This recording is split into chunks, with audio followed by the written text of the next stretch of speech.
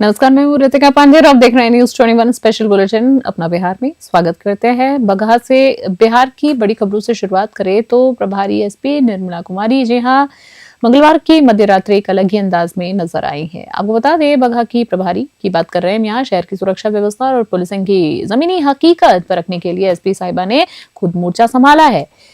किसी को भनक नहीं लगे, इसके लिए उन्होंने ना तो अपनी सरकारी गाड़ी का इस्तेमाल किया और ना ही वर्दी पहनी। बता दें, रात के करीब 11:30 बजे एसपी निर्मला कुमारी सादे लिबास में और निजी वाहन से सीधे पटखोली थाना परिसर में दाखिल हुई। अचानक थाने में एक अजनबी को देख उड़ी अधिकारी और संतरी पहले तो कुछ समझ नहीं पाए, लेकिन जैसे ही उन्होंने कप्तान को पहचाना वे हक्के बक्के रह गए। पटखोली के बाद प्रभारी एसपी सीधे नगर थाना बगहा पहुंची हैं। वहां भी ओडी में तैनात पुलिसकर्मी अपनी ड्यूटी पर मुस्तैद मिले। हालांकि एसपी ने व्यवस्थाओं का जायजा लेने के बाद वहां मौजूद अधिकारियों को कड़े निर्देश दिए। उन्होंने स्पष्ट चेतावनी दी है कि ड्यूटी में किसी प्रकार की कोई कोताही बर्दाश्त नहीं की जाएगी। उन्होंने अधिकारियों की क्लास लेते हुए मुस्तैदी से पेट्रोलिंग करने के आदेश दिए। बगहा से इंद्रमणि कुमार दुबे की स्पेशल रिपोर्ट देख रहे थे आप। जहानाबाद से खबर देख रहे। बिहार सरकार के आत्मनिर्भर बिहार के संकल्प को धरातल पर उतारने और डेयरी, पशु और मत्स्य संसाधन विभाग की ओर से बुधवार को जी हां जहानाबाद प्रखंड में पशु बांझपन माह शिविर का विधिवत शुभारंभ और शुरुआत की गई है। 17 दिसंबर से प्रारंभ हुए इस विशेष अभियान का नेतृत्व जिला पशुपालन पदाधिकारी डॉक्टर विनय कुमार ने किया है। राजकीय पशु चिकित्सालय परिसर में आयोजित शिविर में सुबह से ही पशुपालकों का तांता लगा रहा। यहाँ अनुभवी पशु चिकित्सकों की टीम ने केवल पशुओं की शारीरिक जांच की, बल्कि बांझपन की समस्या से जूझ रहे मवेशियों को ऑन द स्पॉट निःशुल्क उपचार भी किया है। शिविर में पशु चिकित्सक डॉक्टर रानी ने पशुपालकों को बांझपन के मुख्य कारणों से अवगत कराया। उन्होंने बताया कि पशुओं को नियमित न टहलाना और उन्हें बांधकर रखना इस समस्या का कारण बढ़ता है। इसकी वजह से ये कारण बढ़ता है। बता दें आपको, समय पर कृषि नाशक जी हाँ डिवॉर्मिंग न देना और पोषण की कमी इसका बड़ा कारण है। पशुपालकों को संतुलित आहार और नियमित टीकाकरण पर विशेष ध्यान देना चाहिए। जहानाबाद से वरुण कुमार की रिपोर्ट देख रहे थे आप। इसका उद्देश्य है कि हमारे पशुपालकों को जागरूक करना। हमारे पशुपालक को ये नहीं पता है कि बांझपन की समस्या आती कैसे है। उनको लगता है कि बस पशु को हम लोग चारा दाना जो भी है खिला दे, लेकिन संतुलित भोजन नहीं देने की वजह से भी पशु बांझपन आता है। दूसरा, हमारे पशु क्या हो स्टॉल फीडिंग हो गए हैं, मतलब खूंटे में बंद के खाना उनको मिल रहा है। पहले की तरह जो प्राकृतिक चरने वाला जो सिस्टम था वो हो नहीं पा रहा। यहाँ तक कि पशुपालक आज के ज़माने में ऐसे हो गए कि पशु को हॉस्पिटल में लेके आना भी नहीं पसंद करते हैं। तो हमारे पशुपालक क्या करते हैं, पशु को जो बंधन में रख दिए हैं, मूवमेंट नहीं करा रहे हैं। ये भी एक बांझपन की समस्या है। हम अपने पशुपालकों से ये भी निवेदन करेंगे कि पशुओं को वो लोग टहलाएं, लाएं, कुछ तो ऐसा करें कि वो लोग का शारीरिक जो है वो मूवमेंट हो। वो मूवमेंट नहीं होगा तो इनफर्टिलिटी ऐसे ही आएगी। खाली खिला खिला के रखना और लोगों को कोई मूवमेंट नहीं लाना। ऊपर है कि हम लोग संतुलित भोजन दें। आप तो बहुत लैक्टेटिंग एनिमल आ गए, कोई 20 लीटर 30 लीटर तक भी दूध दे रही है, तो उसमें हम खाली लैक्टेशन पे ध्यान देंगे तो उसको उनका इनपुट भी तो देना पड़ेगा ना। तो संतुलित भोजन, मिनरल मिक्सचर, समय समय पे कीड़े की दवा, और अगर कोई इन्फेक्शन है तो उसको तो एआई भी करवाना चाहिए। ये उद्देश्य जागरूकता का है। पशुओं में अक्सर देखा जा रहा है कि उसके चारा की वजह से, कुछ बीमारी की वजह से बांझपन हो जा रहा है, और जिसके चलते वो धीरे धीरे क्या होता है कि पाल नहीं खाती है, एक बार नहीं खाती है, 2 बार नहीं खाती है, रिपीट ब्रीडर की तरह होते चला जा रहा है। तो वो सब का कैसे निवारण किया जाए, कैसे उसको ठीक किया जाए, उसके लिए यह जागरूकता का कैंप है जो इस जिला में 17 जगह पर लगाया जाएगा। आज क्या किया गया है सर यहाँ पर? आज उसी बांझपन का निवारण किया जाएगा, उसके लिए चिकित्सा किया जाएगा। वह चिकित्सा एक दिवसीय नहीं होता है। यह प्रोग्राम तो एक जागरूकता है कि जनता में पहले जागरूकता आए, ठीक है, इस बीमारी के प्रति, ताकि वो इसके प्रति तत्पर हों। गया से खबर देख रहे मुख्यमंत्री नीतीश कुमार ने गया के बिहार लोक प्रशासन और ग्रामीण विकास संस्था BIPARD परिसर में आयोजित 2 दिवसीय कार्यशाला मंथन 2025 में शिरकत की। इस अवसर पर उन्होंने बिहार के सभी प्रमंडलीय आयुक्तों और जिला पदाधिकारियों DNS के साथ एक सामूहिक तस्वीरें खिंचवाई हैं, जो राज्य के प्रशासनिक समन्वय और एकजुटता का प्रतीक बनी। शिलापट अनावरण के पश्चात मुख्यमंत्री ने इन सभी केंद्रों का गहन निरीक्षण किया। उन्होंने अधिकारियों से सुविधाओं की प्रणाली और प्रशिक्षणार्थियों के लिए उपलब्ध व्यवस्थाओं की जानकारी ली। मुख्यमंत्री ने विशेष रूप से पुस्तकालय विक्रमशिला और उत्कृष्टता केंद्र की सराहना की है, जो अधिकारियों के कौशल विकास में सहायक होंगे। उन्होंने अंतरिक्ष गैलरी और मोटर वाहन प्रशिक्षण केंद्र का भी भ्रमण किया और इसे भविष्य में अधिकारियों के लिए एक अभिनव प्रयोग बताया। गया जी से सतीश कुमार की स्पेशल रिपोर्ट। जहानाबाद शहर के मलहचक मोड़ स्थित राजकीय कृत उर्दू कन्या मध्य विद्यालय में बुधवार को समय सनसनी फैल गई जब विद्यालय के ही प्रधानाध्यापक संजय कुमार पर नाबालिग छात्राओं ने छेड़खानी का आरोप लगवाया है। गंभीर आरोप है। आपको बता दें, एक साथ 3 छात्राओं ने साहस दिखाने के बाद मामला सामने आया है, जिसके बाद आक्रोशित परिजनों ने स्कूल में जमकर बवाल काटा। पीड़ित छात्राओं और परिजनों के अनुसार प्रधानाध्यापक पिछले कई महीनों से छात्राओं के साथ अशोभनीय व्यवहार और छेड़छाड़ कर रहा था। छात्राओं ने बताया है कि विरोध करने पर उन्हें डराया और धमकाया जाता था। बुधवार को आरोपी की हरकतें बर्दाश्त होने से बाहर हो गई। तब छात्राओं ने घर जाकर परिजनों को आपबीती सुनाई। छात्राओं ने पुलिस को भी जानकारी दी। शिकायत में एक चौंकाने वाला खुलासा किया है कि उनका आरोप है कि प्रधानाध्यापक ने स्कूल के ही एक कमरे में अवैध रूप से बेड लगा रखा था। ये जानकारी सामने आने के बाद मामला और ज्यादा अधिक संदिग्ध और गंभीर हो गया। शिक्षा विभाग के अधिकारी नरेंद्र कुमार भी मौके पर पहुंचे, लेकिन फिलहाल विभाग जांच की बात कहकर पल्ला झाड़ता हुआ नजर आ रहा है। बता दें, नगर थाना अध्यक्ष मोहन कुमार ने बताया है कि कानून अपना काम कर रहा है और जल्दी आरोपी को सलाखे के पीछे भेज दिया जाएगा। जहानाबाद से वरुण कुमार की रिपोर्ट। फिर सर बोले ना पैर दबा दे, तो हम बोले नहीं सर। फिर सर बोले मेरे चेयर पे बैठेगी, जो हेड चेयर रहता है ना, तो बोले हम नहीं सर नहीं बैठेंगे। तो जो चेयर पे बैठे हुए थे ना, वो चेयर पे बोले ना इस चेयर पे हम बैठे थे। हम बोले नहीं सर हम जा रहे क्लास में, हम मेरा तबीयत ठीक हो गया, हम मम्मी को बोल देंगे। तो सर बोले ना उठा के तुम पटक देंगे एकदम सीधे, खाली तू बोल रहा, तू बोलेगी ना तेरे साथ क्या होगा क्या ना होगा तू ही जानेगी। तो फिर हम बोले ना सर हम जा रहे हैं, फिर अम्मी को बोल देंगे, मैम लोग को बोल देंगे। में दर्द था तो वही है ना सर इसको ऐसे पेट छू रहे थे और सुल्ताना इसको है ना सर बेंच है ना ऊपर ऑफिस में उसी के पे लेटा कर ऐसे कर अड़ा कर उसका है ना हाथ ऐसे पीछे कर दिया, मुंह ऐसे कर दिए थे और वही एकदम गंदा करे तो अजरवन धर लिए थे। और कोई असर बोल रहे थे ना कोई आग ना तो है ना हम लोग अलमारी के अंदर लुक जाएंगे, खोल दिए थे अलमारी। हुआ ये ना सर कि 3 बच्ची है और तीनों को जानते हैं ऑफिस में बुला करके सर को एक संजय सर है, पैर पे पैर रखना लड़की को, पेट पे हाथ रखना, कंधा पे कंधा रखना, गंदा कमेंट करना, ये सब करता संजय सर। प्रिंसिपल होकर ये सब करना चाहिए। हम लोग डी ऑफिस कल गए थे, मैम वहाँ नहीं थी, तो वहाँ से हम लोग गए थे डीएम ऑफिस, वहाँ भी मैम नहीं थे। तो मैं वहाँ बोले गए ना कि शनिचर के आओ मैम से मिल लेना। आज कुछ बच्चों के द्वारा आरोप लगाया गया है कि मेरे साथ छेड़खानी हुआ है, तो हम लोग बच्चों के साथ हैं। जांच का विषय है, जांच करें, जो होगा दूध का दूध पानी का पानी सामने आएगा। क्या लगा कि आरोप बच्चों को कहाँ तक सही रह सकता है? सर ये तो हमको पता नहीं है, ये जांच का विषय में आ जाएगा कि क्या है नहीं है बच्चे द्वारा। बच्चे के पेरेंट्स कभी इस विषय में आकर आप लोग से बातचीत किए थे? बच्चे के पेरेंट्स एक दिन पहले हमको बताएं कि ऐसा मेरे साथ हुआ है, तो हम बोला कि आप ठीक है, आप आइए बात कीजिए, क्या है जो होगा सर सामने आएगा। इस तरह का जो आज ये पूरा इंधन मचा है, क्या लगता है इस तरह से काफ़ी बच्चे तो सहम गए होंगे, डर गए होंगे? बच्चे बहुत डरे हुए हैं, बच्चियाँ तो रोने लगी थी। एक मैम का भी तबीयत ख़राब हो गया, इतना हंगामा जो हुआ से उनको अभी भेजा गया, हॉस्पिटल गए हैं। जी हमको जानकारी नहीं था। अच्छा। सर नहीं आए थे तो हम सीनियर होने के चलते हमको प्रभार दे दिया गया। अच्छा। और जानकारी हमको था नहीं। आज क्या हुआ है? भीड़ आई हुई थी, अभी तो हमको भी कुछ जानकारी नहीं पता चल पाया। बाद में तो लोग बताएंगे क्या मामला है? अभी तक तो पता हमको नहीं है। अच्छा। जो जानकारी होगा उसके अनुसार, हाँ, उसके अनुसार पता चलेगा। आरोप लगा रहे हैं कि छात्राओं के साथ प्रधानाध्यापक। हाँ, तो जांच पड़ताल होगा, जैसा रहेगा वैसा पता चलेगा, उस पर कार्रवाई किया जाएगा। और अगली खबर की बात करें, बिहार के भागलपुर में कानून को ठेंगे पर रखने का एक सनसनीखेज मामला सामने आया है। शहर में घंटाघर स्थित बड़ी पोस्ट ऑफिस के समीप यूनियन बैंक ऑफ क्षेत्रीय कार्यालय यानी रीजनल ऑफिस में एक होम लोन डिफॉल्टर ने बैंक मैनेजर पर जानलेवा हमला कर दिया है। जानकारी के अनुसार आरोपी मोहम्मद गुडूड ने बैंक से होम लोन लिया था, जिसकी किस्तें समय पर जमा नहीं कराने के कारण बैंक के नियमानुसार उसके घर पर नोटिस चिपकाया गया था। और इसी बात से आक्रोशित होकर आरोपी बुधवार को सीधा बैंक के क्षेत्रीय कार्यालय जा पहुंचा। वारदात को अंजाम देकर आरोपी ने भागने की भी कोशिश की, लेकिन वहां मौजूद बैंक कर्मियों ने मुस्तैदी दिखाते हुए उसे रंगे हाथों के दबोच लिया है। सूचना मिलते ही जोगासर थाना पुलिस मौके पर पहुंची और आरोपी को हिरासत में लेकर थाने ले गई है। भागलपुर से राहुल सिद्दीकी की विशेष रिपोर्ट।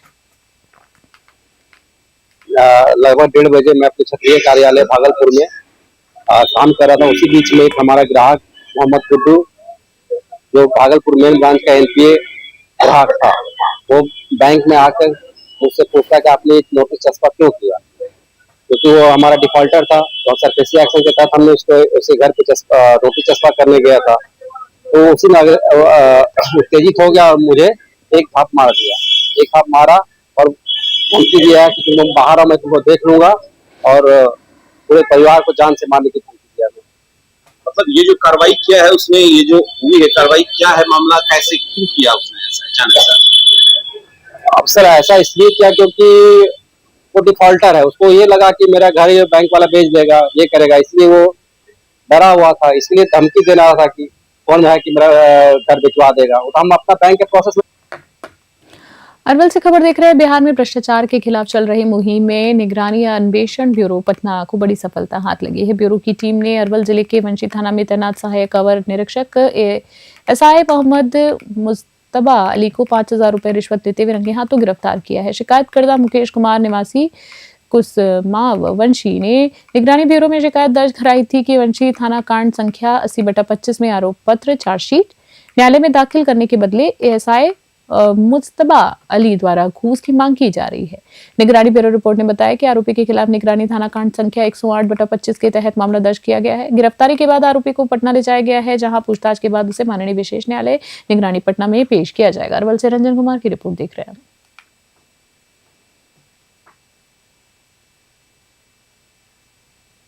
अरवल जिले के शहर तेलपा थाना क्षेत्र के सूबेदार बीघा गांव में एक 35 वर्षीय महिला की संदिग्ध परिस्थितियों में मृत्यु हो गई है। दुखद खबर है। मृतका की पहचान उमेश राम की पत्नी श्रीकांति देवी के रूप में हुई है। इस घटना के बाद से गांव में मातम और दहशत का माहौल पसरा हुआ है। आपको बता दें, जहां पर परिजनों के मुताबिक श्रीकांति देवी हर रोज की तरह बुधवार को भी गांव के पास स्थित झाड़ियों में जलावन यानी लकड़ियां तोड़ने गई थी। शाम ढलने तक जब वो घर नहीं लौटी तो परिजनों ने होनी की आशंका से खोजबीन शुरू करी। तलाश के दौरान ग्रामीणों ने झाड़ियों के पास लहूलुहान और अचेत अवस्था में पाया। पुलिस अधीक्षक मनीष कुमार ने बताया है कि मामले की जांच के लिए एक विशेष जांच टीम एसआईटी का गठन कर दिया गया है। उन्होंने कहा है कि शुरुआती जांच में यह मामला हत्या का भी हो सकता है या फिर किसी जंगली जानवर ने हमले भी किए हों, संभावना हो सकती है, इनकार नहीं किया जा सकता। हम हर पहलू पर बारीकी से काम कर रहे हैं। पुलिस का कहना है पोस्टमार्टम रिपोर्ट के आने के बाद ही मौत की सही कारणों की पुष्टि हो पाएगी। अरवल से रंजन कुमार की खास रिपोर्ट। मम्मी उन्हें जानना ती रही थी, तक गई कि मम्मी काटी करी थी, तो कहने से जानना ती रही, तो कहने कि चल घरे शाम हो, तो कहने कि से चल आवी थी इतनी काट के, तो हम आके बोली कि खाना बनाओ जो, तो हम आके रोटी बनाने लगे। फिर रात हो गया, 7 बज गए बनावे, तो मम्मी भैया को बोले इसको कि से भैया मामी अभी नहीं ले हो, तो फिर तुरंत पापा आ गए। तो फिर कहने कि पापा, फिर दादी हम सब गए थे उनमें, तो ऐसी मम्मी ही गिरल थी या ये वाला हाथ ऐसे ऐसे लगड़ रही थी घसिया। 6 बजे 7 बजे। बिहार के भागलपुर जिले के कहलगांव पैठनपुरा का रहने वाला 25 वर्षीय रितेश कुमार शाह ने वो कर दिखाया है जो साधन संपर्क संपन्न पर्वतरोहियों के लिए भी एक चुनौती है। गोपी शाह के पुत्र रितेश ने बिना गियर वाली एक साधारण साइकिल से दिल्ली के एवरेस्ट बेस कैंप, जिसमें 5,364 मीटर तक का सफर तय कर इतिहास रच दिया है।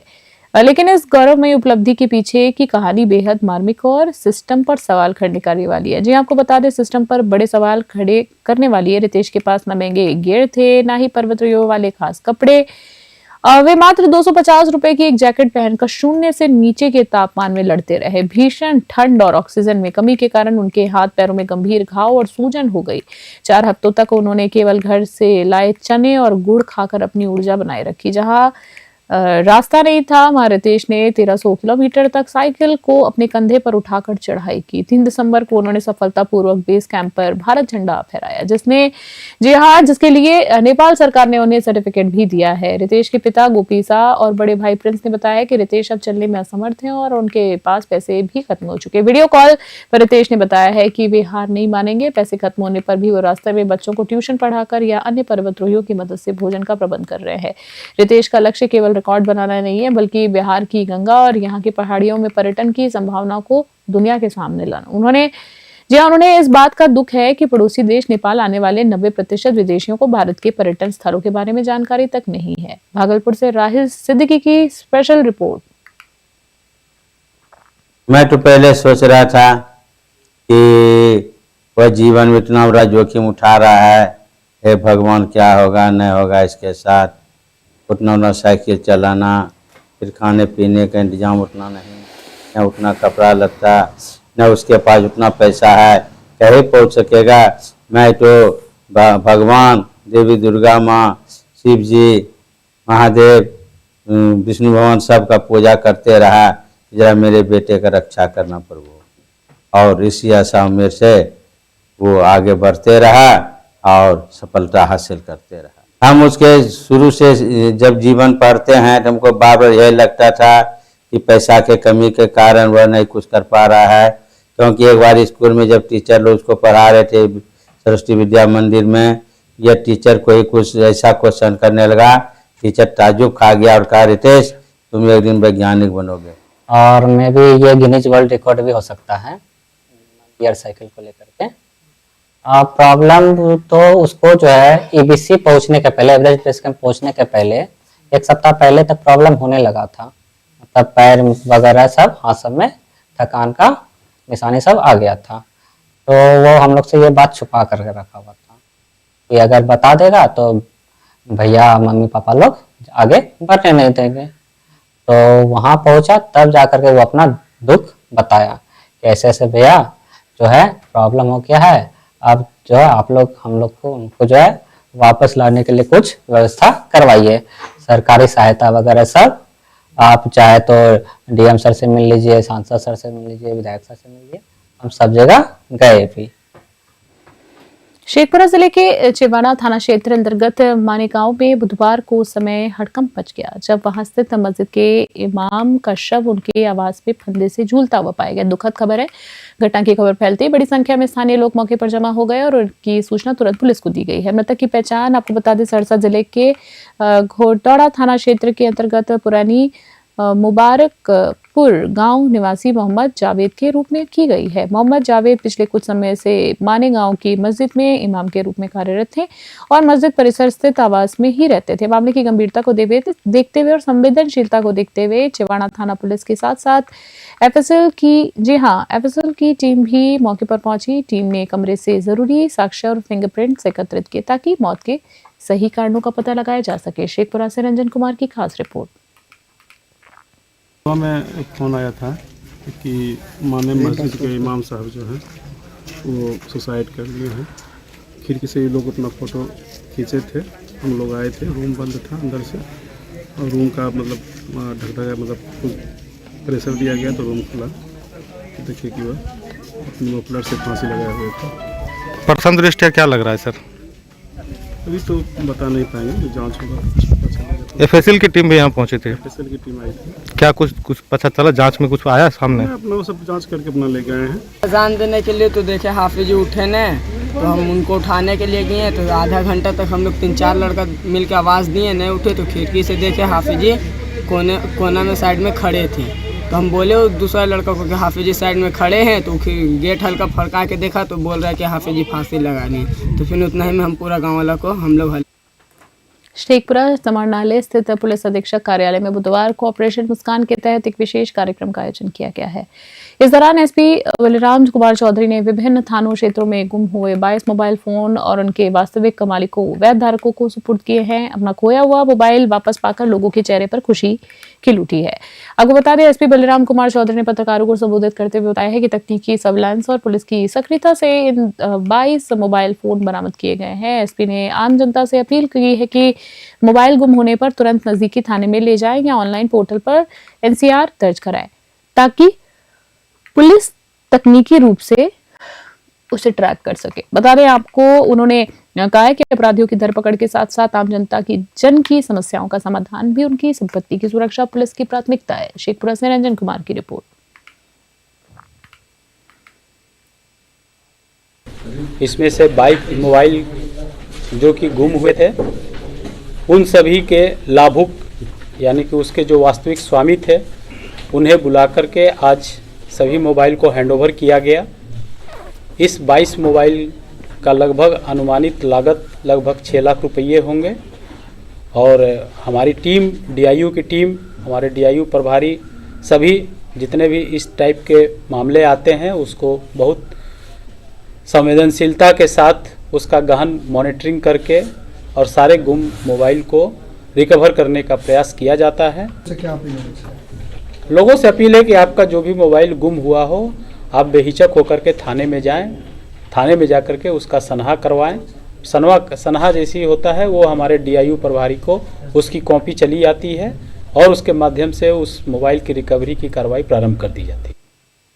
लखीसराय से खबर देख रहे हैं। नगर के नया बाजार स्थित सम्राट भवन में बुधवार को जनता दल यूनाइटेड जदयू के जिला स्तरीय सदस्यता अभियान का आयोजन किया गया है। इस कार्यक्रम में सूर्यागढ़ विधानसभा क्षेत्र के विधायक रामानंद मंडल और विधानसभा प्रभारी समेत पार्टी के कई दिग्गज नेता और सैकड़ों कार्यकर्ता भी शामिल हुए। कार्यक्रम को संबोधित करते हुए नेताओं ने बताया है कि जदयू के संविधान के अनुसार प्रत्येक 3 वर्ष में सदस्यता का नवीनीकरण किया जाता है और इसी कड़ी में मुख्यमंत्री नीतीश कुमार ने 6 दिसंबर को पटना से इस राज्यव्यापी अभियान का औपचारिक शुभारंभ किया था।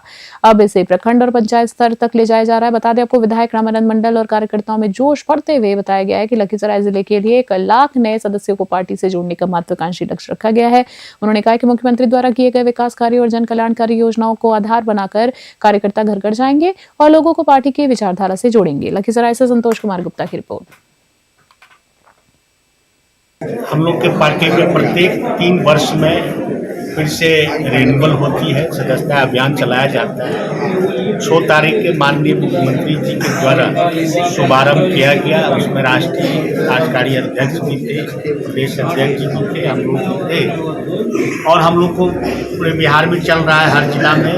आज हम लोग भी सदस्यता अभियान का शुभारंभ कर रहे हैं और इसमें हमारे जिला संगठन प्रभारी विधानसभा प्रभारी सौरभ नेजी भी है और सभी पार्टी के सम्मानित पदाधिकारी, प्रखंड अध्यक्ष, पोस्ट के जिला अध्यक्ष। तो प्रत्येक 3 वर्ष में हम लोग का सदस्यता अभियान चला जाए, उसी लेकर के आज यहाँ बैठक। लखीसराय से खबर देख रहे हैं। किसी भी आकस्मिक आपदा या आगजनी की घटना के दौरान जनधन की क्षति को कम करने की और सुरक्षित निकासी सुनिश्चित करने के उद्देश्य से बुधवार को लखीसराय समाहरणालय परिसर में एक वृहद मॉक ड्रिल का आयोजन किया गया है। बता दें आपको, इस अभ्यास के माध्यम से विभिन्न विभागों के बीच समन्वय और उनकी प्रतिक्रिया यानी रिस्पॉन्स टाइम का बारीकी से अवलोकन किया गया है, आकलन भी किया गया है। आपदा पदाधिकारी, जी हाँ, आपदा पदाधिकारी शशि कुमार और अग्निशमन विभाग के नेतृत्व में समाहरणालय परिसर में आग लगने की एक काल्पनिक स्थिति को पैदा की।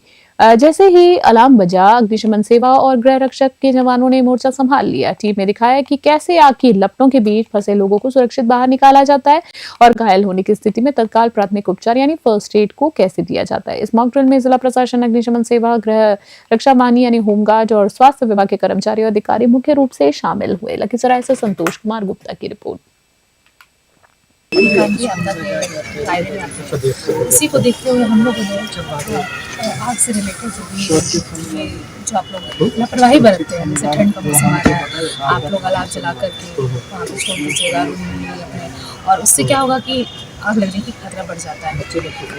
वही सब चीज़ों को लेकर के यहाँ पे लोगों जानकारी दी है और सिलेंडर की आग से रिलेटेड हम लोगों ने जानकारी दी है, कैसे से बचाव किया जाएगा, इससे रिलेटेड सभी चीज़ों को जानकारी दी गई है। यहाँ पर जैसे होटल है और जैसे रेस्टोरेंट है जहाँ पे काफी भीड़ भाड़ होता है, वहाँ पे इस तरह का सेफ्टी है, इसको लेकर आप लोग क्या कर रहे हैं? हम लोग के साइड से ऑडिट का प्रक्रिया किया जाता है। ऑडिट करवाने पे हम लोग को मतलब दिया जाता है कि फायर सिलेंडर, हॉज रील का व्यवस्था हो और स्प्रिंकलर व्यवस्था का प्रेजेंट हो, वो सब अगर प्रेजेंट रहेगा तो हम लोग उससे निपटने में आसानी होगा। खास करके सबसे बेसिक जो फर्स्ट एड होता है अग्नि से रिलेटेड वो है fire extinguisher, CO2 fire extinguisher, ABC fire extinguisher. अब सभी होटल्स और जो भी रेस्टोरेंट है उसमें प्रेजेंट होना है। आपदा विभाग के द्वारा मॉक ड्रिल का आयोजन किया गया। हर जिले में नागरिक सुरक्षा इकाई का गठन किया गया है, जिसके नियंत्रक होते हैं आपदा प्रभारी। तो उनके अध्यक्षता में आज मॉक ड्रिल का आयोजन किया गया और इस मॉक ड्रिल में जितने भी तरह के आपदा हैं जिससे कि बचाव तो जरूरी है, जैसे कि अग्नि से बचाव या ये CPR से बचाव करना है मूर्छित होने के बाद, या लू से बचाव, शीतलहर से बचाव, बाढ़ से बचाव, तो इन सब आपदाओं से बचाव हेतु मॉक ड्रिल का आयोजन किया गया, जिसमें कि आपदा मित्र के द्वारा और अग्निशमन की टीम के द्वारा और मेरे द्वारा भी सारी जानकारियां दी गई ताकि लोग लाभान्वित हो सके। इसमें कलेक्ट्रेट से जितने भी स्टाफ और अदर जो भी स्पेक्टेटर थे यहाँ पे सभी लोग शामिल थे और सभी लोग के द्वारा इस आयोजन की सराहना की गई। आपका मित्र भी थे सर? हाँ, इसमें आपदा मित्र। खास बुलेटिन में इतना ही। बने रहे न्यूज़ 21। नमस्कार, जय हिंद।